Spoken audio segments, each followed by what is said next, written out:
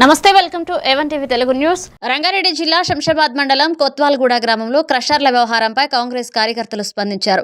తమపై బురద చల్లే ప్రయత్నం జరుగుతుందని ఆరోపించారు. ఈ భూమిని గతంలో బీఆర్ఎస్ ప్రభుత్వం కేటాయించిందని తెలిపారు. తిరుమల ఎంటర్ప్రైజెస్ పేరుతో రాఘవ కన్స్ట్రక్షన్స్ కు భూములు ఇస్తున్నామనే ఆరోపణలు పూర్తిగా అసత్యమని స్పష్టం చేశారు. రైతులకు 4 ఎకరాలకు సంవత్సరానికి 5 లక్షల రూపాయల చొప్పున చెల్లిస్తున్నామని చెప్పారు. సీఎంపై అనవసర ఆరోపణలు చేయొద్దని బీఆర్ఎస్ కార్యకర్తలను హెచ్చరించారు. ఆర్ఎస్ ప్రవీణ్ కుమార్, దాసోజు శ్రవణ్,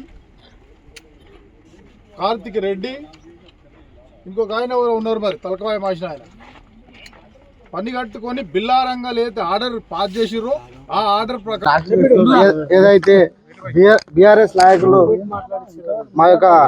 ఈ యొక్క తిరుమల మెటల్ ఇండస్ట్రీ కంపెనీ ఈడ క్రషర్ నడుపుతుంది.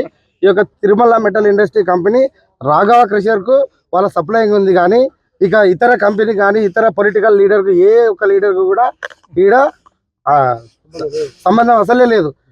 మేము ఇక్కడ నడపాలి. ఇక్కడ మేమందరం ఇక్కడ మా తిరుమల మెటల్ ఇండస్ట్రీ ఒక క్రషర్ ప్లాంట్ గవర్నమెంట్ నుంచి ఒక అఫీషియల్ ఆర్డర్ తెచ్చి రాఘవ క్రషర్కు సప్లైంగ్ ఇచ్చింది.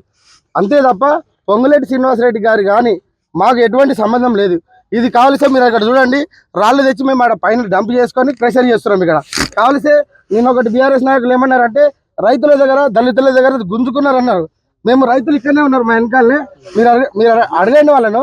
ఒక్కొక్కరికి 20 లక్షల రూపాయలు ఇచ్చి లీజ్ తీసుకున్నాం తప్ప ఎవరి దగ్గర మేము గుంజుకోలేదు.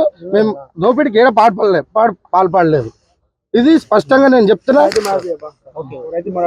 కావలిసే రైతులకి రండి.